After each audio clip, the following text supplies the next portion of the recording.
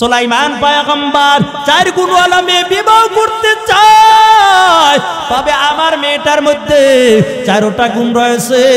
আমার মেয়েটা সুলাইমানের কাছে বিবাহ দিব। বিবি ডাক দিয়া বলে, স্বামী না, সুলাইমান তো তামাম দুনিয়ার একজন বাদশা, আমরা তো গরিব মানুষ, নদীর মধ্যে মাছ ধরে জীবনটা চালাই। এমনও হতে পারে সুলাইমান রাগ হইয়া আমাদের শাস্তির ব্যবস্থাও করতে পারে। দরকার নাই, আমরা গরিব আছি, ভালো আছি। কিন্তু জেলেও ডাক দেয়া বলে, বিবি যা বলেছো সত্য বলেছো, সুলাইমান তো তামাম দুনিয়ার একজন বাদশা। আওয়াজটা যখন মেয়েটার কানের মধ্যে চলে যায়, মেয়েটা ডাক দিয়ে বলে, মা চিন্তা করবা না, ওই আল্লাহ যে সুলাইমানকে ক্ষমতার মালিক বানাইলো, ওই আল্লাহ যদি চায় আমাকে সুলাইমানের বিবি হিসেবে কবুল করে নিতে পারে। আমি সুলাইমান নবীর কাছে বিয়ার প্রস্তাবটা পাঠাইব। একটা চিঠি লেখা সুলাইমানের কাছে পাঠায়, আর লেখে, পয়গম্বর সুলাইমান, আপনি তো 4 গুণওয়ালা মেয়ে বিবাহ করতে চেয়েছেন, ওই 4টা গুণ আমার মধ্যে রয়েছে। তবে আমার বাবাই বড় গরিব, নদীর মধ্যে মাছ ধরে, আমি একটা গরিবের সন্তান। যদি আপনি চান আপনার বিবি হিসাবে আমাকে নিতে পারেন। চিঠি যখন সুলাইমানের কাছে পৌঁছে গেল, সুলাইমান নবী মন্ত্রী সভা নিয়ে বসে গেল। ডাক দেয়া বলে, ও মন্ত্রীর দল, 4 গুণওয়ালা মেয়ে পাইলাম, খবর নাও এই মেয়েটার বাড়ি কই, মেয়েটার ঘর কই, বাবার নামটা কি বলো, একটু খবর নিয়ে দেখো, এই মেয়েটাকে আমি বিবাহ করতে চাই। একজন মন্ত্রী দাঁড়াইয়া বলে, ও বাদশা মহারাজ, কেমন করে মেয়েটাকে বিবাহ করবেন? এটা তো একটা জেলের মেয়ে, এটা তো একটা গরিবের সন্তান, কেমন করে আপনি মেয়েটাকে বিবাহ করবেন? মানুষ আপনাকে বড় লজ্জা দিবে, এটা কোনোদিন হতে পারে না। সুলাইমান পয়গম্বরের মেজাজটা বড় গরম। অনেক দিন হয়ে গেল 4 গুণওয়ালা মেয়ে পাই না, এখন মাত্র পাইলাম, তাও একটা গরিবের মেয়ে। না না, এই মেয়েকে তো বিবাহ করা যাবে না। চিঠিটা ছিঁড়ে টুকরা টুকরা করে জমিনের মধ্যে ফালাইলো। আল্লাহর কাছে কাজটা বড় অপছন্দ হয়ে গেল।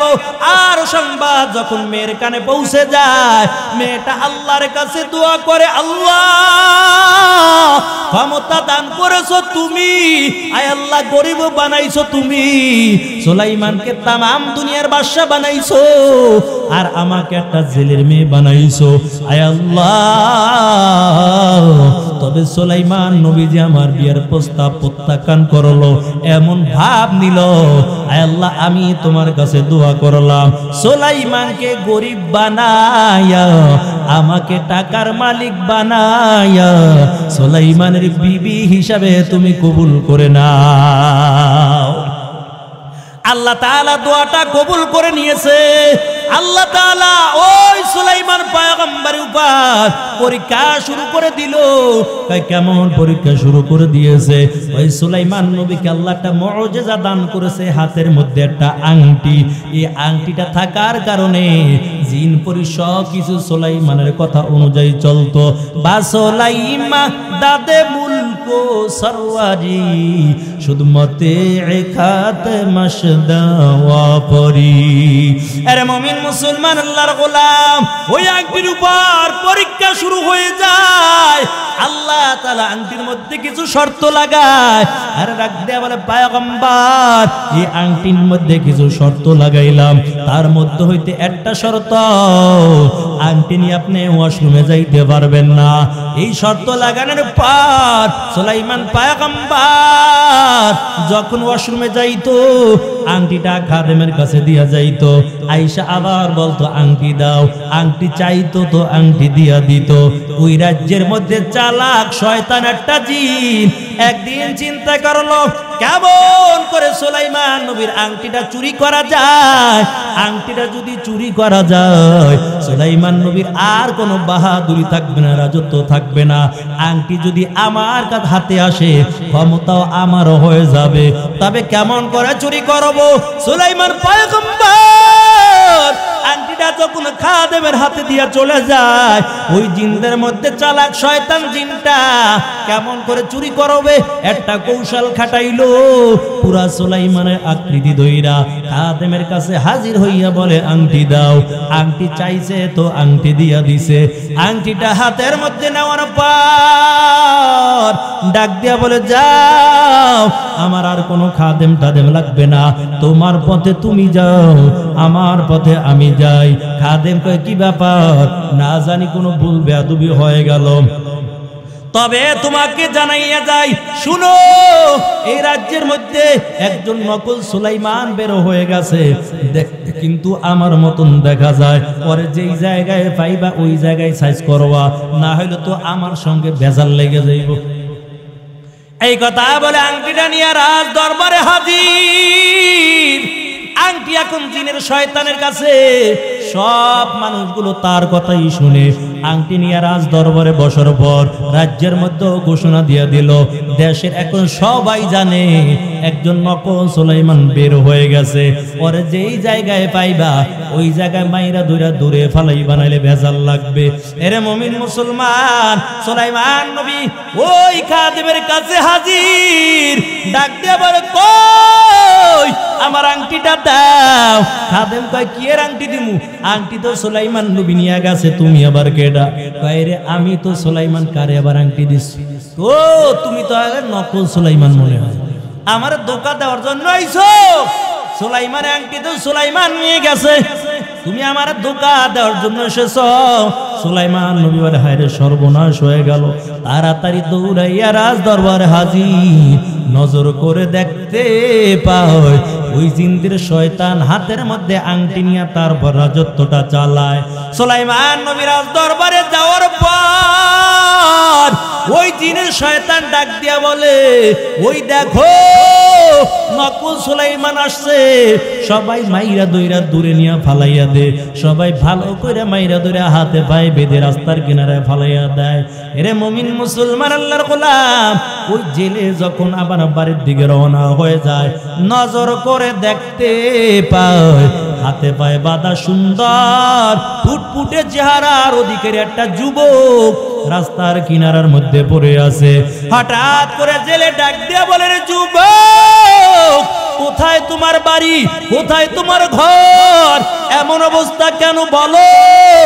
সুলাইমান নবী চিন্তা করলো, রাজ্যের সবাই জানে এখন আমি নকল সুলাইমান, যদি আবার নামের পরিচয় দেই আবার মায়ের এই জায়গায় শুরু হয়ে যাইতে পারে, যার কারণে নামের পরিচয় দেওয়ার দরকার নাই, নামটা গোপন রাখলো। আর বললে শুনো আমি বড় অসুস্থ, তবে তোমার যদি মনে চায় একটু বাড়িতে নিয়ে সেবা যত্ন করে সুস্থ করে দাও। জেলে যুবককে নিয়ে বাড়ি চলে যায়। সেবা যত্ন করার পর সুলাইমান পয়গম্বর সুস্থ হয়ে যায়। একদিন ওই জেলে ডাক দিয়ে বলে রে যুবক, কোথায় তোমার বাড়ি, কোথায় তোমার ঘর? আমি তো কিছুই জানি না, তবে আমি গরিব মানুষ, নদীর মধ্যে মাছ ধরে জীবনটা চালাই। তুমি যদি চাও আমার সঙ্গে নদীর মধ্যে মাছ ধরতে যাইবা। সুলাইমান নবী চিন্তা করলো যাওয়ার তো আর কোনো জায়গা নাই, মাছ ধরার জন্য রাজি হয়ে গেল। যখন নদীর মধ্যে মাছ ধরতে চলে গেল, জেলে নজর করে দেখতে পায় অন্য দিনের তুলনায় ওই দিন ডবল মাছ পেয়ে যায়। وَإِذْ قُلْنَا لِلْمَلَائِكَةِ اسْجُدُوا لِآدَمَ فَسَجَدُوا إِلَّا إِبْلِيسَ أَبَى وَاسْتَكْبَرَ وَكَانَ مِنَ الْكَافِرِينَ।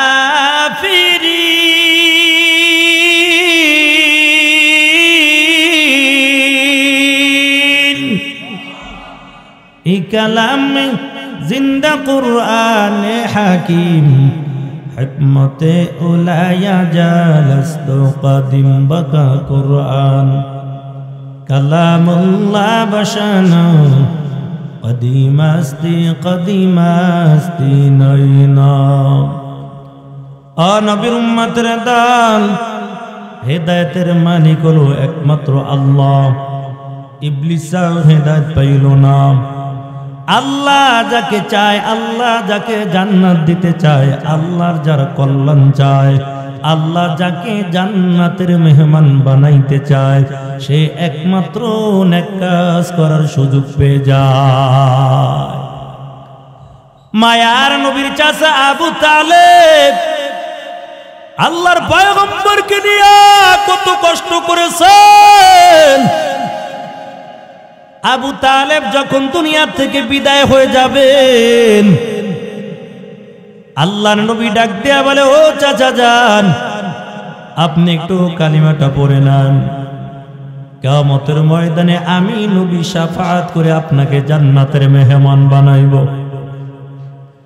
আবু তালেবের চালাবেলা ডাক দেয়া বলে, সাবধান আবু তালেব, তোমাকে আমরা বড় নেতা মনে করতাম, মুহাম্মাদের কালিমা পড়বা না, তুমি দুনিয়া থেকে বিদায় হয়ে গেলে মানুষ হাসবে। আবু তালেব কালিমা পড়বে, আবার বলে, ও মুহাম্মদ, না না, এটা সম্ভব না, তুমি যা বলবা সব মেনে নিব। মায়া নবীর দিলের মধ্যে বড় মায়া, যদি একটু কালিমা পড়তো, যে আবু তালেব আমাকে নিয়ে কত কষ্ট করেছে, দুনিয়ার জমিনে আসার পর বাবার চেহারাটা দেখতে পারলাম না, 6 বছর কালে নবীর মা দুনিয়া থেকে বিদায় হয়ে যায়। নবীজির বয়স যখন 12 বছর, নবীর দাদাও দুনিয়া থেকে বিদায় হয়ে যাবেন। নবীর হাতটা আবু তালেবের কাছে দিয়া বলে, আবু তালেব, আমি আর বুঝি দুনিয়ায় বাঁচবো না, তবে আমার নাতি মুহাম্মদকে তোমার কাছে রেখে দিলাম, এই মক্কার জমিনের মধ্যে কোন বেঈমান যেন আমার মুহাম্মদের উপর আঘাত করতে না পারে। আবু তালেবের ছায়া তলে আমার মায়ের নবী আস্তে আস্তে বড় হয়। নবীর বয়স যখন 12 বছর, আবু তালেব একদিন সিরিয়ার জমিনে ব্যবসার জন্য যাবে। আল্লাহর পয়গম্বরকে ডাক দেয়া বলে, মুহাম্মদ, শত শত মাইল দূরে সিরিয়ার জমিন, আমি ব্যবসার জন্য সিরিয়ার জমিনে যাব। এরে মুহাম্মদ, তুমি মক্কার জমিনে থাকো। আল্লাহর নবী কান্না করার পরে, চাচা যান, আমার বাবা নাই, আমার মা নাই, দুনিয়ার জমিনে দাদার কাছে ছিলাম, দুনিয়া থেকে বিদায় হয়ে গেল, আপনার কাছে আস্তে আস্তে বড় হইতেছি, এখন আপনিও রেখে ওই সিরিয়ার জমিনে ব্যবসার জন্য যাবেন। ও চাচা যান, আমি কার কাছে থাকবো? আমিও আপনার সঙ্গে সিরিয়ার জমিনে ব্যবসার জন্য যাব। আবু তালেব ডাক দেয়া বলে, মুহাম্মদ, এই মক্কা থেকে শত শত মাইল দূরে সিরিয়ার জমিন, তোমার যাওয়ার দরকার নাই। আল্লাহর নবী বলেন, না, আপনার সঙ্গে আমি যেতে চাই। আবু তালেব 70 থেকে 72 জনের একটা কাফেলা লইয়া ওই সিরিয়ার জমিনে রওনা হয়। মায়ার নবীও চলে যায়, কিন্তু এক ইহুদি বড় পণ্ডিত, তাওরাত কিতাবের বড় জ্ঞানমান একজন পাদ্রী, তাওরাত কিতাব খুলে খুলে দেখে এই জমিনের মধ্যে আল্লাহ এমন একজন ব্যক্তিকে নবুয়তি দান করবেন, যিনি হলেন আখিরি পয়গম্বর, যার নাম হবে মুহাম্মদ। দাদার নাম, নানার নাম, যা কিছু আছে, চাচার নাম সব লেখা আছে। তবে তাওরাতের বড় পণ্ডিত, তাওরাত কিতাব খুলে খুলে নবীর ভবিষ্যৎবাণী দেখে। 12 বছর বয়স যখন ওই মুহাম্মাদের হবে, মক্কা থেকে সিরিয়ার জমিনে ব্যবসার জন্য তার চাচা আবু তালেবের সঙ্গে যাবে। ইহুদি পাদ্রী এই ঘটনা দেখার পর নবীর চেহারাটা দেখার জন্য বড় পাগল পারা হয়ে গেল। হায় রে, আমার জীবদ্দশায় একবার যদি এই নবীর চেহারাটা দেখতে পারতাম, এই নবীর এত দাম, যেই নবীকে না বানাইলে আসমান জমিন নবমণ্ডল, হাওয়া গন্ধম, জান্নাত জাহান্নাম আমার আল্লাহ কিছুই বানাইতো না এই নবীর চেহারা দেখার জন্য। ইহুদি পাদ্রী বড় পাগল। ওই মক্কা থেকে সিরিয়ার জমিনে যাওয়ার পথে একটা তাবু টানাইয়া যারা মক্কা থেকে সিরিয়ার জমিনে যায় তাদেরকে দাঁড় করাইয়া একবেলা মেহমানদারি করায় আর তাওরাত কিতাবের দিকে তাকায় আর ওই মানুষগুলো চেহারার দিকে তাকায় আর আফসোস করে, আইরে আমি যদি একবার নবীকে দেখতে পারতাম আমার জীবনটা বড় ধন্য হয়ে যাইত। এমন করে করে করে করে জীবনটা চালায়। ও মুমিন মুসলমান আল্লাহর গোলাম, একদিন আর 2 দিন না, প্রতিমধ্যে 26টা বছর পর্যন্ত কাটাইল। 26টা বছর কাটানোর পর আল্লাহর পয়গম্বর আবু তালেবের সঙ্গে ওই সিরিয়ার জমিনের মধ্যে যখন ব্যবসার জন্য যাবেন, যেই জায়গার মধ্যে ইহুদি পাদ্রী তাবুটা টানাইল তার একটু আগে আবু তালেব 70 থেকে 72 জনের কাফেলা নিয়া একটা তাবু টানাইয়া একটু বিশ্রামের জন্য ওই জায়গার মধ্যে বসে গেল। হঠাৎ করে ওই ইহুদি পাদ্রী দেখতে পায় এই তাবুর একটু আগে ওই যে মক্কার একটা কাফেলা বসে গেল।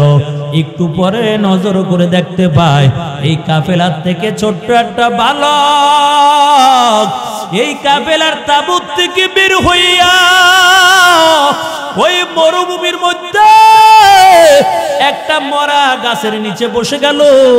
যখন মরা গাছটার নিচে বসে গেল, ওই মরা গাছটা জিন্দা হইয়া সাথে সাথে আমার নবীকে ছায়া দেওয়া শুরু করে দিয়েছে। ইমামুল আউয়ালিন আল আখিরিন বহরে সাদকা রহমাতান লিল আলামিন সাইয়্যিদুল কাওনাইন খাতামুল মুরসালিন আখিরা মুদবুদে ফখরুল আউয়ালিন শাদা আজুদাশ রহমাতাল লিল আলামিন মসজিদে ও শুদ হামারু ওয়া জমিন ওয়াম্মা আরসালনাকা ইল্লা রাহমাতাল লিল আলামিন।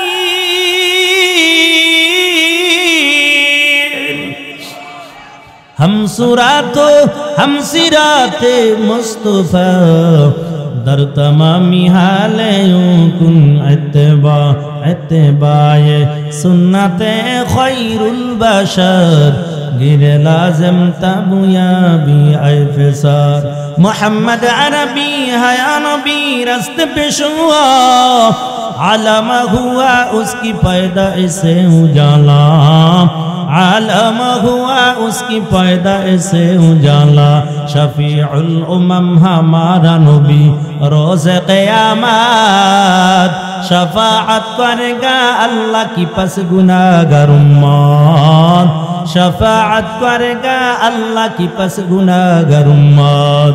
एरे नबीर उम्मतेर दाल ওই ইহুদি পাদ্রী দূরের থেকে নজর করে দেখতে পায় আর একবার তাওরাত কিতাব খুলে ইহুদি পাদ্রী বুঝদের বাকি নাই যেই বালক গাছের তলায় বসার কারণে মরা গাছটা জিন্দা হয়ে গেল। এটা সাধারণ কোনো মানুষ হবে না, এটাই মনে হয় আখিরি পয়গম্বর হবে। আবার একটু পরে মায়ের নবী যখন গাছের ছায়া তলে মরুভূমি থেকে হাঁটতেছে, নজর করে দেখে আসমানের মেঘগুলো আসিয়া আমার মায়ার নবীকে ছায়া দেওয়া শুরু করে দিল। তাড়াতাড়ি ইহুদি পাদ্রী তাওরাত কিতাব লইয়া ওই তাবুর মধ্যে হাজির। ওই তাবুর মধ্যে হাজির হওয়ার পর ডাক দিয়া বলে, এই কাফেলার মধ্যে তোমাদের আমিরকে বলো। হঠাৎ করে একজনে বলে, ওই যে আমাদের আমির সাহেব ময়দানে এক কোণার মধ্যে বসা। ইহুদি পাদ্রী তাওরাত কিতাব নিয়ে তার কাছে হাজির হয়ে যায়। ডাক দিয়া বলে, তুমি কি এই কাফেলার আমির?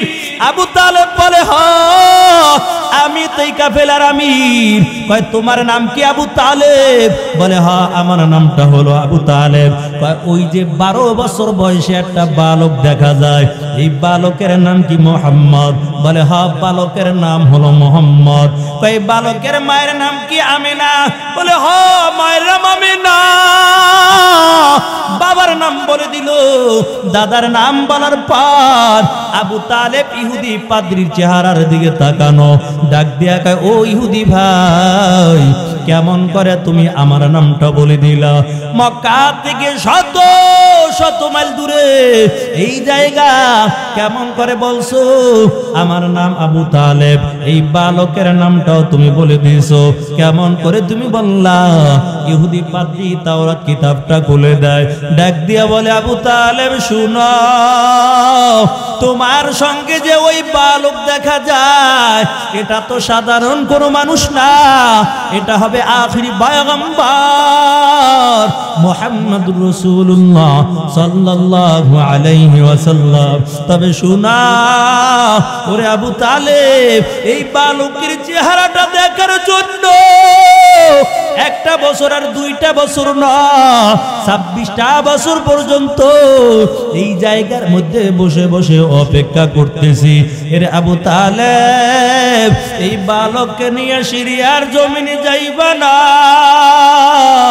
কারণ সিরিয়ার জমিনের মধ্যে তাওরাতের বড় বড় পণ্ডিত তাওরাত কিতাব খুলে বসে আছে, তারা জানে 12 বছর যখন তার বয়স হয়ে যাবে সিরিয়ার জমিনে ব্যবসার জন্য যাবে।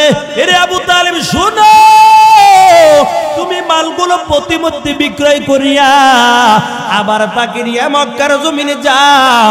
ওই সিরিয়ার জমিনে যদি যাও, ওই বেঈমানের দলেরা তাকে বন্দী করে রাখবে। সাবধান, মুহাম্মদকে নিয়ে তুমি সিরিয়ার জমিনের মধ্যে যাইবা না। আবু তালেব ডাক দেয়া বলে ও ইহুদি ভাই, যতবার ব্যবসার মধ্যে আসলাম ততবার আমার ব্যবসায় লস হয়ে গেল। আজকে যদি মালগুলো শহরের মধ্যে বিক্রয় করতে না পারি, এই প্রতিমধ্যে যদি মালগুলো বিক্রয় করে যাই, আজকে আবার আমার ব্যবসায় লস হয়ে যাবে। আমি মাল নিয়ে আমি ওই শহরে যেতে চাই। ইহুদি পাদ্রী ডাক দিয়া বলে না, এই প্রতিমধ্যে মালগুলো বিক্রয় করে যাও, তবে আমার দিলে সাক্ষী দাও। এরে আবু তালেব, তোমার সঙ্গে যে বালক কিনেছো, এই বালক কোনো সাধারণ মানুষ না, এই ব্যবসার মধ্যে তোমার লস হবে না। প্রতিমধ্যে মাল বিক্রয় করলেও তুমি মালে লাভবান হইবা। আবু তালেব প্রতিমধ্যে মালগুলো বিক্রয় করে যখন মক্কার দিকে রওনা হয়, ইহুদি পাদ্রী পিছনে পিছনে হাঁটে। 1 মাইল আর 2 মাইল না, কিতাবের মধ্যে লেখে নবীর চেহারাটা দেখার জন্য 18 মাইল পর্যন্ত পিছনে পিছনে হেঁটে যায়। আল্লাহ রাসূল আস্তে আস্তে অনেক দূরে চলে গেল।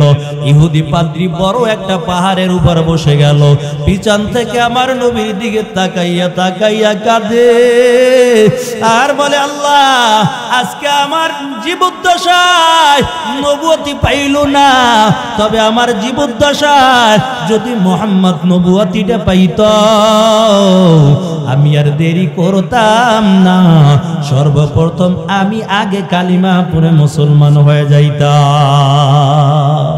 মুসলমানি বুয়ত গরদান নেহাদান, ইনানে খুদ বদস্তে খাজাদাদান, গর্ব সুরত আদমি ইনসাবুদে, আহমদ বু জাহলো হামিক সাবুদে। এর নবীর উম্মতের তাল, নবীর ভালোবাসা দিলে ঢুকাও। একজন ইহুদি পাদ্রী ওর পার আমার নবীর জন্য বড় পাগল, নবীর জন্য গাছ কাঁদে মাছ কাঁদে, নবীর জন্য জংলার হরিণ কাঁদে। এরে মুমিন মুসলমান, আজকের নবীর ভালোবাসা আমাদের দিলের মধ্যে নাই। তুমি ব্যবসা করবা, নবীর ভালোবাসা নিয়ে ব্যবসা করবা, নবীর সুন্নাত তরিকায় ব্যবসা করবা। তুমি রাস্তা দিয়া চলবা, নবীর সুন্নাত তরিকায় চলবা। এরে যুবক, ঘুমাইবা নবীর সুন্নাত তরিকায়। তোমার সব আমলগুলো যদি নবীর সুন্নাত তরিকায় হয়, ওটা হয়ে যাবে ইবাদত। আর যারা আমার নবীর সুন্নাতকে ভালোবাসবে ওই ব্যক্তি আল্লাহ রাসূলকে ভালোবাসলো কুল ইন কুনতুম তুহিব্বুনাল্লাহ ফাত্তাবিউনি ইউহিব্বুকুমুল্লাহ ওয়া ইয়াগফির লাকুম যুনুবাকুম আল্লাহু গফুরুর রহিম। এরে মুমিন মুসলমান আল্লাহর গোলাম রাসূলের ভালোবাসা দিয়ে ঢুকাও মায়ার নবী দুনিয়া আসার পর উম্মতের জন্য বড় পাগল। আবার যখন দুনিয়া থেকে বিদায় হয়ে যাবে আমার নবী উম্মতদেরকে ভুলে নাই। আল্লাহর পয়গম্বর একদিন বড় অসুস্থ হয়ে পড়ে গেল। সাহাবায়ে কেরামদেরকে ডাক দিয়ে বলে, ও সাহাবায়ে কেরাম শোনো, আমাকে একটু মদিনার খালি জায়গায় নিয়ে বসাও। আল্লাহর পয়গম্বরকে ধরিয়া মদিনার খালি জায়গার মধ্যে বসায় নবী আমার ডাক দিয়ে বলে, ও সাহাবায়ে কেরাম আমার মনে হয় আমি আর বেশি দিন দুনিয়ার জমিনে বাঁচবো না, তবে বলা তোমরা আমার কাছে কিছু পাইবা কিনা বলো, কারণ আমি নবী কারোর ঋণ নিয়ে কবরে যেতে চাই না। হঠাৎ করে একজন সাহাবী দাঁড়ায় ডাক দিয়া বলে, নবী আমার আপনি আমার কাছে ঋণী আছেন। আল্লাহ নবী ডাক দিয়া বলে, ও সাহাবী কি পাইবা বলো।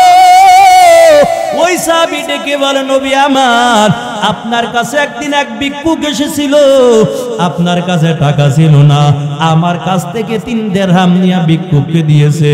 ও পয়গম্বর ওই 3 দিরহাম আজকে আপনি এখন আমাকে দেন নাই। মায়ার নবী ফজলকে ডাক দিয়ে বলে, ফজল এই সাহাবীকে 3 দিরহাম দিয়া দাও। আল্লাহ নবীর সাহাবী ফজল ওই সাহাবীকে 3 দিরহাম দিয়া দেয়। নবী আবার ডাক দিয়া বলে, বলো কে আর কি পাইবা কিনা বলো, কারণ আমি নবী কারোর ঋণ নিয়ে কবরে যাইব না। হঠাৎ করে আরেকজন সাহাবী দাঁড়াইয়া বলে, পয়গম্বর আপনি আমার কাছে ঋণী আছেন। মায়ার নবী বলে, কি পাইবা বলো। সাহাবী ডেকে বলে, পয়গম্বর আপনি যুদ্ধের ময়দানে ছিলেন, আমিও যুদ্ধের ময়দানে ছিলাম। ও পয়গম্বর আপনি ঘোড়ার পিঠে বসে বসে চাবুকটা ঘুরাইতেছিলেন, আমার কোনো অন্যায় ছিল না, ভুলবশত চাবুকের আঘাত আমার পিঠের মধ্যে লেগে গেছে, ওই চাবুকের আঘাতটা আজকে আপনার গায়ের মধ্যে আমি করতে চাই।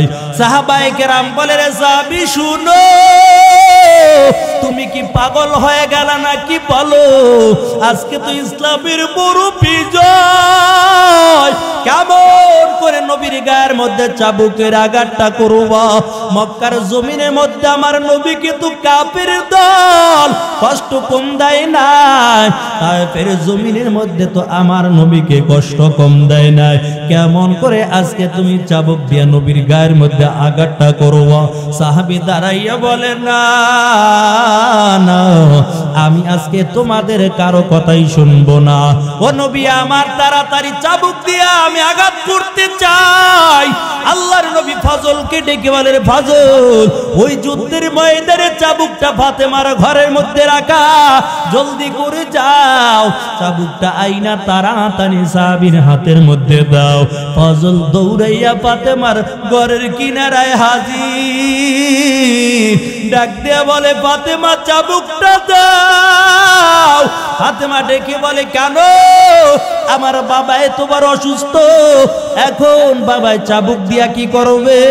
ফজল ডাক দিয়ে বলে, রে ফাতেমা আজকে নবীর সামনে এমন একজন সাহাবী দাঁড়াইয়া গেছে, ওই যুদ্ধের ময়দানে ভুলবশত চাবুকের আঘাত তার পিঠের মধ্যে লেগেছে, ওই সাহাবী চাবুক দিয়ে আজকে আমার নবীর গায়ের মধ্যে আঘাতটা করার জন্য দাঁড়াইছে। ফাতেমা চাবুকটা ফজলের হাতের মধ্যে দেওয়ার পর ডাক দিয়া বলে, রে ফজল যাও, চাবুক তোমার হাতের মধ্যে দিলাম, তবে যত খুশি তোমার পিঠের মধ্যে আঘাতটা নিবা, আমার এতিম বাবার গায়ের মধ্যে যেন আঘাতটা না করে, কারণ আমার বাবা এত বড় এতিম, ওই আমার এতিম বাবার গায়ে আঘাত করতে দিবা না। ফজল চাবুক নিয়ে চলে যায়। ফাতেমা বসে বসে কান্না করে। হাসান হোসেন দুইটা সন্তান আয়েশা বলে, মা কেন কাঁদো? ফাতেমা ডাক দিয়ে বলে, ও সন্তানের দল, আজকে তোর নানার সামনে এমন একজন সাহাবী দাঁড়ানো, যেই সাহাবী চাবুক দিয়া আঘাত করতে চায়। এরে সন্তান যাও, তোরা দুই ভাই তাড়াতাড়ি চলে যাও, তোর নানার দুই পাশে দাঁড়াইবা, যত খুশি তোমাদের গায়ের মধ্যে আঘাতটা নিবা, তারপর জানো আমার বাবার গায়ের মধ্যে আঘাতটা করতে না পারে। হাসান হোসেন দুইটা ভাই নবীর দুই কিনারায় যাইয়া দাঁড়ায় আর ডাক দিয়া বলে, ও সাহাবী শুনো, আমাদের গায়ের মধ্যে আঘাতটা করো, তারপরও আমার নানার গায়ের মধ্যে আঘাত করিও না। সাহাবী চাবুকটা নিয়ে দাঁড়াইয়া গেল। বলে, ও হাসান হোসেন শোনাও, আজকে কারো কথা শুনবো না, এই চাবুক দিয়ে আজকে আমার নবীর গায়ের মধ্যে আঘাতটা করতে চাই। আবু বকর জমিনে গড়ায় আর কাঁদে। ওমর ওসমান আলীর কান্নার আওয়াজ। বেলাল ডাক দিয়া বলে, ও সাহাবী, তুমি কি আমি বেলালকে দেখো না? যত খুশি আমার গায়ের মধ্যে আঘাত করো, তারপর নবীর গায়ের মধ্যে আঘাতটা করিও না, কারণ আমি বেলাল তো আমার জীবনের চাইতো বেশি নবীকে ভালোবাসি। যত খুশি মনে চায় আমার গায়ের মধ্যে আঘাতটা করে দাও। সাহাবী ডাক দিয়া বলে, না না, আজকে তোমাদের কারো কথা শুনবো না। চাবুক নিয়ে আমার নবীর পিছনে দাঁড়ায়, ডাক দিয়া বলে, ও পয়গম্বর, এই চাবুকের আঘাত যখন আমার গায়ের মধ্যে লেগেছে, আমার গায়ের মধ্যে কোনো জামা ছিল না, এখন তো আপনার গায়ের মধ্যে জামা দেখা যায়, আপনার গায়ের জামাটা খুলে দেন। আমার মায়ের নবী আস্তে আস্তে করে গায়ের জামাটা খুলে দেয়। সাহাবায়ে কেরাম চোখের পানি ছেড়ে দিয়ে কাঁদে। ওই সাহাবী চাবুক নিয়ে আমার নবীর পিছনে দাঁড়াইয়া যায়। নবীর পিছনে দাঁড়ানোর পর চাবুকটা জমির মধ্যে রাখিয়া দুইটা হাত নবীর পিছনে বগল থেকে আস্তে করে ঢুকাইয়া আমার নবীকে বুকে জড়াইয়া নবীজির নবুয়াতে মোহরের সঙ্গে ঠোঁটটা লাগাই একটা চুম্বন দিয়া দেয়। আর ডাক দিয়া বলে, নবী আমার, আপনার গায়ের মধ্যে আমি চাবুকের আঘাত করতে আসি নাই, গুনার কারণে আমার জবানটা বড় নাপাক, আমার শরীরটা বড় নাপাক। নবী আমার, এই ঠোঁট দুইটা আপনার নবুয়তে মোহরের সঙ্গে লাগাইলাম, এই শরীরটা আপনার গায়ের সঙ্গে লাগাইলাম। আমার দিলে এখন দৃঢ় বিশ্বাস আর কোনদিন জাহান্নামের আগুন এই শরীরের মধ্যে স্পর্শ করবে না। আশাকাত কিরামান কাতিবিন রাহাম খবর নিস। এর নবীর উম্মতের দান আল্লাহ টাকার মালিক বানাইলো রে মুমিন, তবে অহংকারী করবা না। আল্লাহ ক্ষমতার মালিক বানাইলো, তাকাব্বুরি করবা না। তোমার টাকা এবং ক্ষমতা যদি দিনের কাছে ব্যয় করো, তাহলে কিয়ামতের ময়দানে এমনও হতে পারে এর বদৌলতে আল্লাহ 10 দুনিয়ার সমান একটা জান্নাতের মালিক বানাবে। हर के दारत खौफे हकदर दिल मादम जन्नतुल मअवादे हदूरा मकम बिहिश्त आज़म के आज़ारे नबाशात कसेरा बा कसे कारे नबाशात। अरे मोमिन मुसलमान अल्लाहर गोलाम, क्षमता ফিরাউনকে আল্লাহ কম দেয় নাই, ওই নমরুদকে আল্লাহ ক্ষমতা কম দেয় নাই। এরে মুমিন মুসলমান, সুলাইমান নবীকে আল্লাহ বড় ক্ষমতার মালিক বানাইলো। কয় কেমন ক্ষমতার মালিক সুলাইমান নবীকে বানাইলো? কয় তামাম দুনিয়ার বাদশাহী আল্লাহ তাআলা সুলাইমান নবীকে দান করেছে। সুলাইমান নবী ক্ষমতা পাইয়া রাজত্ব চালায়। রাজত্ব চালানোর পর যখন বিবাহ করার বয়স হয়ে গেল, রাজ্যের মধ্যে ঘোষণা দিয়া দিল সুলাইমান নবী 4 গুণওয়ালা মেয়ে বিবাহ করবে। যেই মেয়েটার মধ্যে 4টা গুণ থাকবে তাকে সুলাইমান নবী বিবাহ করবে। রাজ্যের মধ্যে ঘোষণা হয়ে গেল, এরে যুবক, তুমিও যদি সুলাইমানের মতো 4 গুণওয়ালা মেয়ে বিবাহ করো, তোমার কোনো চিন্তা লাগবে না, শান্তির জন্য মাজারে যাওয়া লাগবে না, শান্তি পাওয়ার জন্য মিলাদ পড়ান লাগবে না, আল্লাহ রহমত অটোমেটিক ভাবে তোমার ঘরের মধ্যে নাজিল হবে। সুলাইমান নবী ঘোষণাটা দেওয়ার পর ওই রাজ্যের মধ্যে একজন জেলে ছিল, নদীর মধ্যে মাছ ধরে ধরে জীবন চালায়। জেলে চিন্তা করলো, এই রাজ্যের বাদশা সুলাইমান পয়গম্বর 4 গুণওয়ালা মেয়ে বিবাহ করতে চায়, তবে আমাকে যে আল্লাহ তাআলা সুন্দরী রূপসী একটা মেয়ে দান করেছে, আমার মনে হয় আমার মেয়েটার মধ্যেও আল্লাহ 4টা গুণ দান করেছে। আজকে তো আমরা 4 গুণ দেখে বিয়া করি না, দেখি আগে দুনিয়াদার দিনদার দেখি না, দুনিয়াদার দেখি কার টাকা কত বেশি, কে কত টাকার মালিক, মেয়েটার বাবা কত লক্ষ টাকার মালিক, মেয়েটা কত বিয়ে পাস কিনা চাকরি করাইতে পারবো কিনা, যার বিবির দিয়া চাকরি করাও ওর ঘরে যে কত অশান্তি দুনিয়ার জমিনে টের পাইতেছে। স্বামী চাকরি করে বেতন পায় 20,000, ম্যাডাম চাকরি করে বেতন পায় 30,000। মহিলারা যদি টাকার মালিক হয়, কথাও সাবধানে বলা লাগে, ক্ষমতা বেশি থাকে, আর এগো মেজাজ তো 100-এর জায়গায় 150 থাকে, সবসময় মাথা গরম। এই জন্য দেখেন না বাংলাদেশের প্রধানমন্ত্রী ওই ফায়ার সার্ভিসের মধ্যে মহিলাকে চাকরি দেয় না, কাকু মাথা গরম। যদি এগো চাকরি দেয় ফায়ার সার্ভিসে, এমন হইতে পারে আগুন নিবাইতে পারবে না, যে এর আগুন ধরাই দেবে। স্বামী বেতন পায় 20,000, ম্যাডাম বেতন পায় 30,000। প্রতিদিন স্বামী অফিস থেকে আইসা সুন্দর করে ঘরটা গুছায়। আজকে একদিন চিন্তা করলো, কি ব্যাপার, আমার বিবি কি আমাকে বোকা পাইলো নাকি, সংসারের সব কাজ বাজ তো আমার একাই করা লাগে, এই তো অফিস থেকে আইসা আরামে ঘুমায় আর টিভি দেখে, আর কাজ বাজ তো সব আমারই করা লাগে, কিছুই তো বুঝলাম না, আজকে কোনো কাজ বাজ করে না, চুপচাপ। সন্ধ্যাবেলা ম্যাডাম অফিস থেকে হাজির, ডাক দেখে, কি ব্যাপার, ঘরটা কেন অগুছালো দেখা যায়। স্বামী কয়, সাবধান, আস্তে কথা বলবা, স্বামীর সঙ্গে ভদ্রতা সহকারে কথা বলবা, স্বামীর পায়ের নিচে স্ত্রীর বেহেশত। বিবি কয়, কোন হুজুরে ফতুয়া দিছে, তোমার বেতন হইল 20,000, আমার বেতন হইল 30,000, তোমার পান নিচে আমার জান্নাত না, আমার পান নিচে তোমার জান্নাত, তোমার চাইতে তো আমার বেতন বেশি। স্বামী বেচারা ডাক দিয়া বলে, সাবধান, আর চাকরি করাইতে চাই না, এখন থেকে পর্দায় থাকবা, আল্লাহর হুকুমগুলো পালন করবা। ম্যাডাম ডাক দিয়া কয়, দরকার হইলে তোমার ছাড়মু, তারপরে চাকরি ছাড়বো না, কারণ নিজের পায়ে নিজের দাঁড়ানো লাগবে। এখন মনে হয় আর একজনের পাও দিয়া দাঁড়ায়। ও মুমিন মুসলমান, স্বামী বেচারা ডাক দিয়া বলে, বিবি চাকরির দরকার নাই, আল্লাহ যেমন রাখছে ভালোই রাখছে, কিন্তু না না, ম্যাডাম তো কথা শুনতেই রাজি না। দুইজনের মধ্যে কথার কাটাকাটি, ঝগড়া শুরু হয়ে গেল।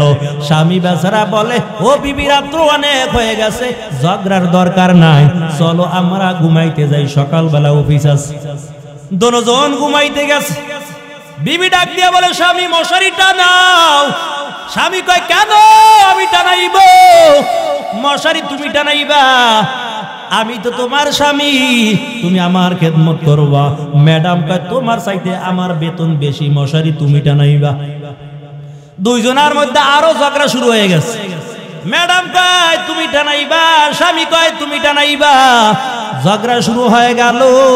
স্বামী বেচারা কয়, এই বিবির লাগে তো ঝগড়া কইরা পারমু না, তবে কি করা যায়, একটা বুদ্ধি খাটাইলো। কয়, ও বিবি শুনাও, ঝগড়ার দরকার নাই, একটা বিচার করি, তুমি বিচার মানবানি? কয় মানবো। কি বিচার, তাড়াতাড়ি কয় যে আগে কথা কইব সে মশারি টানাইব। দুজন চুপ, কোনো কথা নাই, যে কথা কইবা হে মশারি টানাইবে। মহিলা গো মুক্ত জানো ইনজিল, এটার চালু হইলে আর বন্ধ হইতে চায় না। বেডি কয় ঠিক আছে কথা বন্ধ করলাম, তারপর মশারি টান আমরা চুপচাপ হয়ে গেছে। মশাই সুযোগ পাইয়া ইচ্ছা মতন কামড় শুরু করছে। উহা শব্দ কিছুই করে না, কথা বললি তো মশারিটা টানান লাগবে। চোরার দল বাহির থেকে সব দাঁড়াইয়া দাঁড়াইয়া শুনে একটা চোরাই কয় তাড়াতাড়ি ঘরের মধ্যে ঢুকো।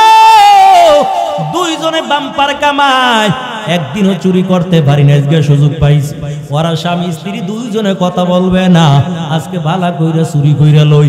ঘরের মধ্যে চোরার দল ঢোকার পর মালামাল নাই, টাকা পয়সা নেই। স্বামীও দেখে বিবিও দেখে, কথা কয় না, কথা কইলে তো মশারি টানান লাগবে। কোন ভেজালে পড়ছে? স্বামী বেচারাও ডাক দেয় না, বিবিও ডাক দেয় না। ওদিক থেকে চোরাই মালামাল গুলো সব গাট্টির মধ্যে বাঁধতেছে। গাট্টির মধ্যে বাঁধার পর একটা ছিল শেষরা চোরা, কয় যাওয়ার বেলা দেখান ওই রাঁধছি কি বালা করে খাইয়া লই। এর আজকে কথা কইব না, কিরা কাটছে দেহে সুন্দর করে মাছ ভাজি করে রাখছে, খা ভালো কইরা। দুইজনে ঝগড়া করিয়া ভাতও খাওয়ার সুযোগ পায় নাই। তাড়াতাড়ি খাইয়ে ল, খাইয়ে টেয়ে দেখে পাতিল দুইটা নতুন দেখা যায়। এই দুইটা গাঠটির মধ্যে ল, পাতিল দুইটা গাঠটির মধ্যে লইয়া যখন রওনা হয়, বিবি ডাক দিয়া কয় ও চোরার দল, টাকা পয়সা স্বর্ণ গর্ণ নিছো কিছুই বলি নাই, তবে আমার শখের পাতিল দুইটা ধুইয়া যা। স্বামী কয় কথা কেন কইছো, আগে মশারি টানা। টাকা গোল পয়সা গোল, গোল আলু গোল, এর চেয়ে বেশি গোল মনের গন্ডগোল, ঠিক কিনা? টাকা গোল পয়সা গোল, গোল আলু গোল, এর চেয়ে বেশি গোল মনের গন্ডগোল। নিম তিতা নিন্দা তিতা আরো তিতা ঘর, এর চেয়ে বেশি তিতা 203-এর ঘর। বড়র বড়াই করলে দিলে রহমত আসে না, নিজেকে নিজে ছোট মনে করিও সদা। উঁচু জায়গার পানি যেমন নিচু জমিনে যায়, তেমনি আল্লাহ রহমত আসে নম্রতা হৃদয়। ফেরাউনের লাশটা দেখো মিশর জাদু ঘরে, খায় না কোনো পোকা মাকড়, সবাই ঘৃণা করে। তরকারি মতো তরকারি হলে অল্প জালে সিজে, বুদ্ধিমান মানুষ হলে ইশারাতে বুঝে। এর মুমিন মুসলমান আল্লাহর গোলাম, ওই জেলে ডাক দিয়ে বলে আমার মেয়েটার মধ্যে 4টা গুণ রয়েছে। আমার মেয়েটা সুলাইমানের কাছে যদি বিয়া দিতে পারি আর মাছ ধরা লাগবে না, কালকে সকালবেলা আমি তো বাদশার শ্বশুর হয়ে যাব। বিবির কাছে যে পরামর্শ করলো, ও বিবি শুনো, এই রাজ্যের বাদশা সুলাইমানকে কোনোদিন দেখলাম না।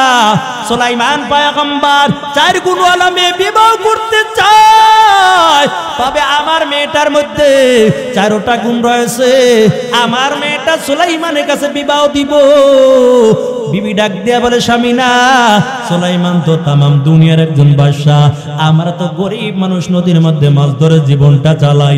এমনও হতে পারে সুলাইমান রাগ হইয়া আমাদের শাস্তির ব্যবস্থাও করতে পারে। দরকার নাই, আমরা গরিব আছি, ভালো আছি। কিন্তু জেলেও ডাক দেয়া বলে বিবি যা বলেছো সত্য বলেছো, সুলাইমান তো তামাম দুনিয়ার একজন বাদশা। আওয়াজটা যখন মেয়েটার কানের মধ্যে চলে যায়, মেয়েটা ডাক দিয়ে বলে মা চিন্তা করবা না, ওই আল্লাহ যে সুলাইমানকে ক্ষমতার মালিক বানাইলো, ওই আল্লাহ যদি চায় আমাকে সুলাইমানের বিবি হিসেবে কবুল করে নিতে পারে। আমি সুলাইমান নবীর কাছে বিয়ার প্রস্তাবটা পাঠাইব। একটা চিঠি লেখা সুলাইমানের কাছে পাঠায় আর লেখে, ও পয়গম্বর সুলাইমান, আপনি তো 4 গুণওয়ালা মেয়ে বিবাহ করতে চেয়েছেন, ওই 4টা গুণ আমার মধ্যে রয়েছে। তবে আমার বাবায় বড় গরিব, নদীর মধ্যে মাছ ধরে, আমি একটা গরিবের সন্তান। যদি আপনি চান আপনার বিবি হিসাবে আমাকে নিতে পারেন। চিঠি যখন সুলাইমানের কাছে পৌঁছে গেল, সুলাইমান নবী মন্ত্রী সভা নিয়ে বসে গেল। ডাক দেয়া বলে, ও মন্ত্রীর দল, 4 গুণওয়ালা মেয়ে পাইলাম, খবর নাও এই মেয়েটার বাড়ি কই, মেয়েটার ঘর কই, বাবার নামটা কি বলো, একটু খবর নিয়ে দেখো, এই মেয়েটাকে আমি বিবাহ করতে চাই। একজন মন্ত্রী দাঁড়াইয়া বলে, ও বাদশা মহারাজ, কেমন করে মেয়েটাকে বিবাহ করবেন? এটা তো একটা জেলের মেয়ে, এটা তো একটা গরিবের সন্তান। কেমন করে আপনি মেয়েটাকে বিবাহ করবেন? মানুষ আপনাকে বড় লজ্জা দিবে, এটা কোনোদিন হতে পারে না। সুলাইমান পয়গম্বরের মেজাজটা বড় গরম। অনেক দিন হয়ে গেল 4 গুণওয়ালা মেয়ে পাই না, এখন মাত্র পাইলাম, তাও একটা গরিবের মেয়ে। না না, এই মেয়েকে তো বিবাহ করা যাবে না। চিঠিটা ছিঁড়ে টুকরা টুকরা করে জমিনের মধ্যে ফালাইলো। আল্লাহর কাছে কাজটা বড় অপছন্দ হয়ে গেল।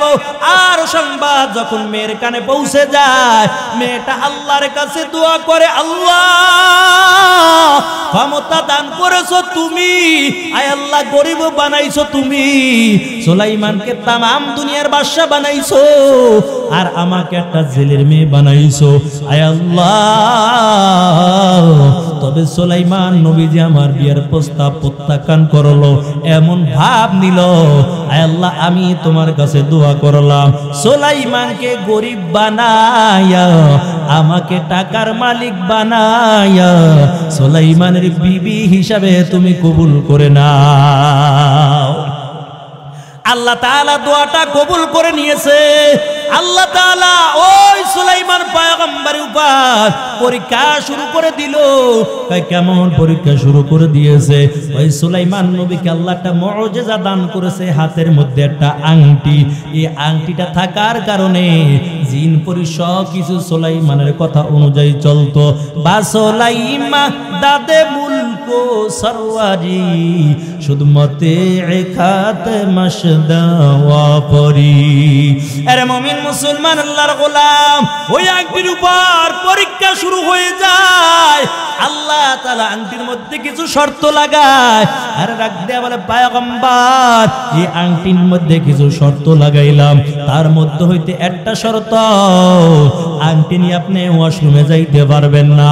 এই শর্ত লাগানোর পর সুলাইমান পয়গম্বর যখন ওয়াশরুমে যাইতো, আংটিটা খাদেমের কাছে দিয়া যাইতো। আয়েশা আবার বলতো আংটি দাও, আংটি চাইতো তো আংটি দিয়া দিত। ওই রাজ্যের মধ্যে চালাক শয়তান একটা জিন একদিন চিন্তা করলো, কেমন করে সুলাইমান নবীর আংটিটা চুরি করা যায়। আংটিটা যদি চুরি করা যায়, সুলাইমান নবীর আর কোনো বাহাদুরি থাকবে না, রাজত্ব থাকবে না। আংটি যদি আমার হাতে আসে, ক্ষমতাও আমারও হয়ে যাবে। তবে কেমন করে চুরি করব? সুলাইমান পয়গম্বর আংটিটা যখন খাদেমের হাতে দিয়া চলে যায়, ওই জিনদের মধ্যে চালাক শয়তান জিনটা কেমন করে চুরি করবে একটা কৌশল খাটাইলো। পুরা সুলাইমানের আকৃতি ধইরা খাদেমের কাছে হাজির হইয়া বলে আংটি দাও। আংটি চাইছে তো আংটি দিয়া দিছে। আংটিটা হাতের মধ্যে নেওয়ার পর ডাক দিয়া বলে, যাও, আমার আর কোনো খাদেম টাদেম লাগবে না, তোমার পথে তুমি যাও, আমার পথে আমি যাই। খাদেম কয়, কি ব্যাপার? না জানি কোনো ভুল বেয়াদবি হয়ে গেল, তবে তোমাকে জানাইয়া যাই, শুনো, এই রাজ্যের মধ্যে একজন নকল সুলাইমান বের হয়ে গেছে, দেখতে কিন্তু আমার মতন দেখা যায়। পরে যেই জায়গায় পাইবা ওই জায়গায় সাইজ করবা, না হইলে তো আমার সঙ্গে ভেজাল লেগে যাইব। এই কথা বলে আংটিটা নিয়ে রাজ দরবারে হাজির। আংটি এখন জিনের শয়তানের কাছে। সব মানুষগুলো তার কথাই শুনে আংটি নিয়ে রাজ দরবারে বসার পর রাজ্যের মধ্যে ঘোষণা দিয়ে দিল, দেশের এখন সবাই জানে একজন নকল সুলাইমান বের হয়ে গেছে। পরে যেই জায়গায় পাইবা ওই জায়গায় মাইরা দূরে দূরে ফালাই বানাইলে ভেজাল লাগবে। এরে মুমিন মুসলমান, সুলাইমান নবী ওই খাদেমের কাছে হাজির। ডাক দিয়ে বলে, কই আমার আংটিটা দাও। খাদেম কয়, কি এর আংটি দিমু? আংটি তো সুলাইমান নবী নিয়ে গেছে, তুমি আবার কেডা? কয়, রে আমি তো সুলাইমান, কারে আবার আংটি দিস? ও তুমি তো আগে নকল সুলাইমান মনে হয়, আমার ধোঁকা দেওয়ার জন্য আইছো। সুলাইমান আংটি তো সুলাইমান নিয়ে গেছে, তুমি আমার ধোঁকা দেওয়ার জন্য এসেছো। সুলাইমান নবী বলে, হায় রে সর্বনাশ হয়ে গেল। তাড়াতাড়ি দৌড়াইয়া রাজ দরবারে হাজির। নজর করে দেখতে পায় ওই জিনদের শয়তান হাতের মধ্যে আংটি নিয়ে তারপর রাজত্বটা চালায়। সুলাইমান নবী রাজ দরবারে যাওয়ার পর ওই জিনের শয়তান ডাক দিয়া বলে, ওই দেখো নকুল সুলাইমান আসছে, সবাই মাইরা দইরা দূরে নিয়ে ফালাইয়া দে, সবাই ভালো করে মাইরা দইরা হাতে পায়ে বেঁধে রাস্তার কিনারে ফালাইয়া দেয়।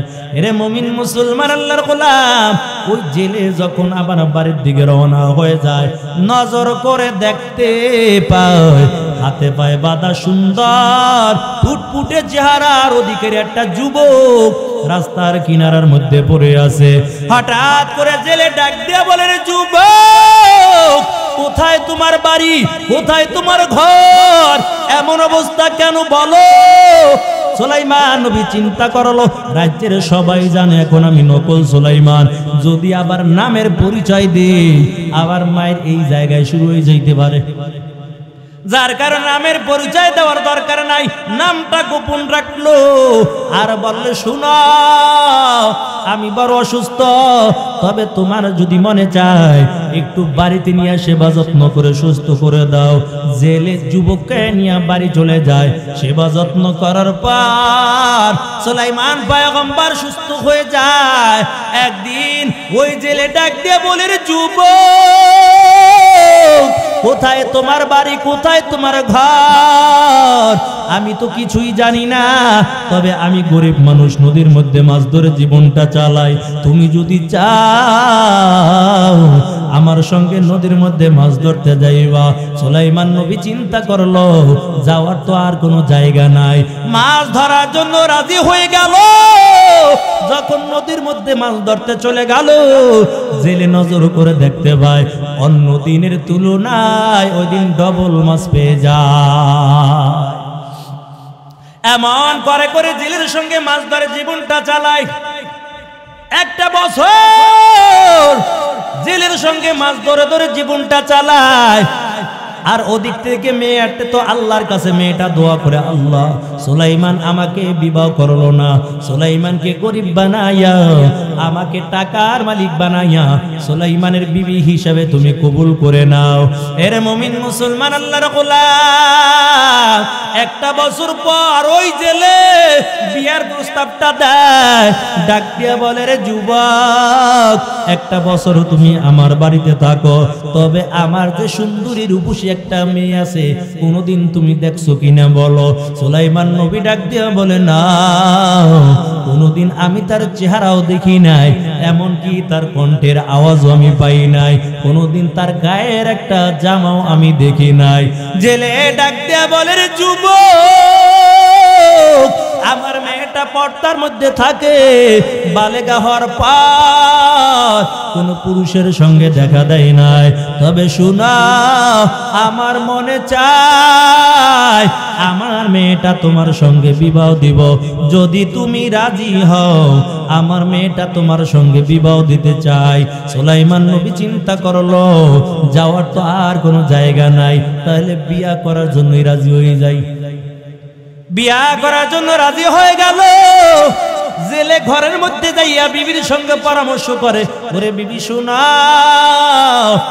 আমার বাড়িতে যে একটা বছর ছেলেটা কাজ করে, এই ছেলেটার ব্যাপারে তোমার কি ধারণা বলো, এই ছেলেটা কেমন হবে বলো?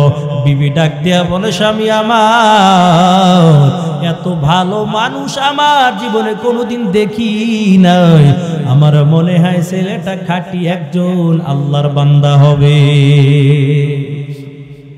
জেলে ডাক দিয়া বলে, রে বিবি শুনো, আমার দিনের মধ্যে বড় তামান্না, আমার মেয়েটা এই ছেলের সঙ্গে আমি বিবাহ দিতে চাই, তুমি কি বলো? বিবি কয়, না না, আমি বিয়ে রাজি না। কয়, কেন রাজি না? মাত্র তো কইরা ছেড়ে ভালো, এখন কলে রাজি না। কয়, যদি ভালো হইতো তাহলে কি মানুষের মাইরা দূরে রাস্তার কিনারে ভালাইতো নি? অবশ্যের মধ্যে ভেজাল আছে, আমি রাজি না। আর কেন? আমি গরিবের কাছে বিয়া দিব? আমি তো টাকাওয়ালা দেইখা বিয়া দিমু, আমি বড় লোক দেইখা বিয়া দিমু। মহিলাগো মধ্যে দুইটা জিনিসের লোভ বেশি, একটা হলো টাকার লোভ আর একটা হলো স্বর্ণের লোভ। জাগো বউ আছে এরা বুঝবেন, টাকা হইলে কইবে আমার এক চেইন বানাইয়া দাও, নাইলে আংটি বানাইয়া দাও। দুইটা জিনিসের লোভ বেশি। এই জন্য আমাদের সমাজে মাঝে মাঝে দেখা যায় দুইটা তিনটা বাচ্চা থুইয়া টাকাওয়ালা আর একজন দেখে হিজরত কইরা চইলা যায়। ছেলে বিদেশ তাই টাকা পাঠায় বউর অ্যাকাউন্ট আইয়ে দেয়, বউ নাই টাকাও নেই, সব শেষ।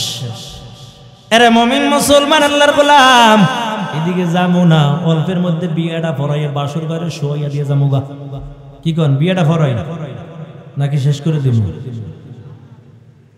বিয়ে পড়াইয়া খালি বাসর ঘরে স্বামী স্ত্রী দুইজনে ঢুকাই আমরা দেব। এরে মুমিন মুসলমান আল্লাহর গোলাম, জেলে আস্তে আস্তে করে বিবিকে রাজি করলো। এখন ছেলেও রাজি, জেলেও রাজি, বিবিও রাজি, দরকার শুধু একজন কাজী। কাজী আইনা সকালবেলা বিবাহ হয়ে গেল। কিন্তু আজকে জামাই শ্বশুর দুইজনে এমন খেয়াল করেছে, আজকে দুপুর বেলা আবার নদীর মধ্যে মাছ ধরতে যাব। তবে যেই মাছগুলো পাইব, মাছগুলো বিক্রয় করিয়া আজকে তো আমার মেয়ের বাসর রাত, আমার মেয়ের বাসর ঘরটা আমি সুন্দর করে সাজাইব। ওদিক থেকে দেশের অবস্থা তো 12টা বাজে রয়েছে। দেশ তো ওই জিনদের শয়তান চালায়। সুলাইমান নবীর আর একজন খাদেম ছিল জিনদের মধ্যে খুব শক্তিশালী। খাদেমটাকে কিরে একটা বছর হয়ে গেছে সুলাইমান নবী আমারে ডাকে না, মাঝে মাঝে আমারে ডাকতো, 1 বছর হয়ে গেল আমারে ডাকে না, নাকি কোনো বেয়াদবি হয়ে গেল। আজকে সুলাইমানের রাজ দরবারে যাইব, দেখবো না জানি সুলাইমান আমার উপর রাগ করেছে। ওই জিনদের খাদেম যখন রাজ দরবারে হাজির হয়, রাজ দরবারে আয়েশা নজর করে দেখতে পায় এই সিংহাসনের মধ্যে আসল সুলাইমান তো নাই, এ তো নকল সুলাইমান। জিনদের মধ্যে একটা শয়তান জিন বসে আছে। কয় জিনে জিন চিনে, আর চোরে চোর চিনে, ডাকাতে ডাকাত চিনে, ভালো মানুষ চিনে, আল্লাহওয়ালারা আল্লাহওয়ালা চিনে। কথা বলেন ঠিক কিনা? আউলিয়ারা কারে উকবা ইখতিয়ার, জাহেলারা কারে দুনিয়া ইখতিয়ার। মাইলে মোমেন সোয়ে মোমেন মিশাওয়াত, মাইলে কাফের সোয়ে কাফের মিশাওয়াত। এক জামানা সোহবতে বা আউলিয়া, বেহতার আজ 100 সাল তাআত বেরিয়া। এরে মুমিন মুসলমান আল্লাহর গোলাম, ওই সুলাইমান নবীর খাদেম জিনটা যখন হাজির হয়, নজর করে দেখতে পায় সুলাইমান তো ক্ষমতায় নাই। ডাক দেয়া বলে, কই আমাদের সুলাইমান কই, তুমি কেন ক্ষমতায়? এই চালাক জিনটা চিন্তা করলো, কাইছে আজকে বুঝি আমি ধরা খেয়ে গেলাম।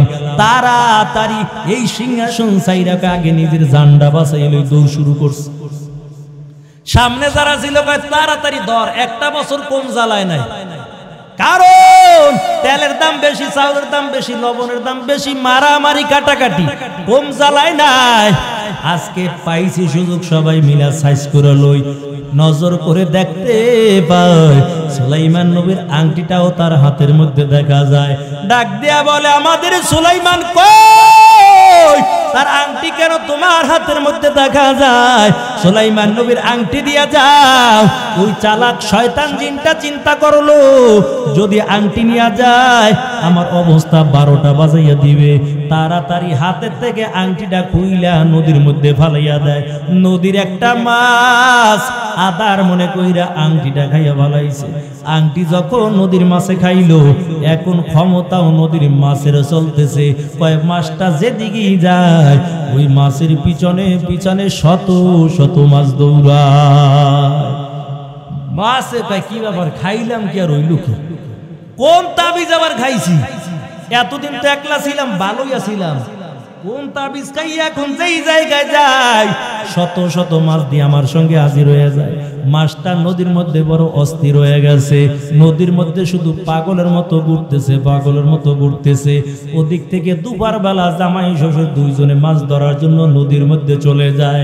নদীর মধ্যে যখন জালটা ফালায়, একজন নৌকার এই মাথায় আর একজন এই মাথায়। আজকে একজনে আর একজনদের ডাকও দেয় না। কয় কেমনে ডাক দিবে? কয় 1টা বছর ছিল ভাই ভাই, আজকে তো হইয়া গেছে শ্বশুর আর জামাই, কেমনে এখন আব্বা কইয়া ডাক দেই? একটু তো শরম শরম লাগে। এরে মুমিন মুসলমান আল্লাহর গোলাম, ওই নদীর মধ্যে যখন জালটা ফালায়, ওই মাছটা আংটি খাইয়া পাগলের মতো ঘুরতেছে। ঘুরতে ঘুরতে জামাই শ্বশুর জালের মধ্যে ঢুকে গেছে। ওই মাছের পিছনে পিছনে শত শত মাছ ঢুকে গেল। কিতাবের মধ্যে লেখে ওই দিন জামাই শ্বশুর দুইজনে মিলিয়া পুরা এক নৌকা মাছ পেয়ে গেছে। মাছ পাইয়া শ্বশুরে পুরো খুশি, বড় মাছটা আলাদা কইরা রাইখা দিছে। এই মাছটা আজকে বাড়ি নিব, নতুন জামাইকে মাছটা খেতে দিব, বাকি মাছগুলো বিক্রয় করিয়া সুন্দর সুন্দর সাজুনি গাজুনি বাড়ি চলতেছে। জেলের বিবি নজর করে দেখতে পাইছে দুজন খুশি খুশি লাগে। বিবি ডাক দেখা, কি ব্যাপার স্বামী আমার, কেন এত খুশি দেখা যায়? জেলে বলে, রে বিবি জানো না, এই ছেলের কপাল অনেক ভালো। একটা বছর নদীতে মাছ ধরলাম, কোনোদিন খালিয়াতে ফেললাম না। সকালবেলা মাইয়া বিয়া দিলাম, দুপুর বেলা মাছ ধরতে গেলাম, এক নৌকা মাছ পাইছি। এই ছেলের কপালটা খুব ভালো। বিবি কয়, তাহলে আরো আগে মাইয়াটা বিয়া দিল না কা? এতদিন তো আমরা টাকাওয়ালা হয়ে যাইতাম, মাইয়াটারও আগে বিয়া দিল না কেন? জেলে ডাক দিয়া, তোমারই তো রাজি করাইতে পারি নাই, তুমি তো টাকাওয়ালা দেইকা বিয়া দিতে চাইছো। আমি তো চাইছিলাম দিনদার, আর তুমি তো চাইছিলা দুনিয়াদার। বিবি কয়, ছেলের কপাল যে এত ভালো এটা তো আমার আগের জানা ছিল না। তবে কি হয়েছে বলো? আজকে এক নৌকা মাছ পাইলাম, বড় মাছটা নিয়ে আসলাম। এই বড় মাছটা মেয়ের হাতের মধ্যে দিবা, মেয়ে নিজে মাছটা কাটবে, নিজে ভাজি করবে, নিজ হাত দিয়া তার স্বামীর মুখের মধ্যে দিবে। এ পর্দার আড়ালে মা গো, তুমিও যদি এক লোকমা ভাত তোমার স্বামীর মুখের মধ্যে দাও, স্বামী পানি চাওয়ার আগে একটা গ্লাস পানি যদি স্বামীর হাতে তুলে দাও, স্বামী মসজিদে যায়, স্বামীর জামাটা একটু আগাইয়া দাও, যায় নামাজটা আগাইয়া দাও। মায়ের নবী জানায়, তোমার স্বামী জুমার নামাজ পড়া যেই সব পাইব, তোমার স্বামী ঈদের নামাজ পড়া যেই সব পাইব, তোমার স্বামী জানাজার নামাজ পড়া যেই সব পাইব, এই পরিমাণ সওয়াব তোমার আমল নামায় আল্লাহ দান করে দিবে। আজগর আইতে ভাই আসাই দেই কইন একটা গ্লাস পানি গরম করে দাও। বিবি রাতে মনে হচ্ছে মাইরু খাইতে পারেন, কইবা না আমার দিয়ে পানি গরম কথা কও, তুমি গরম করে খাইতে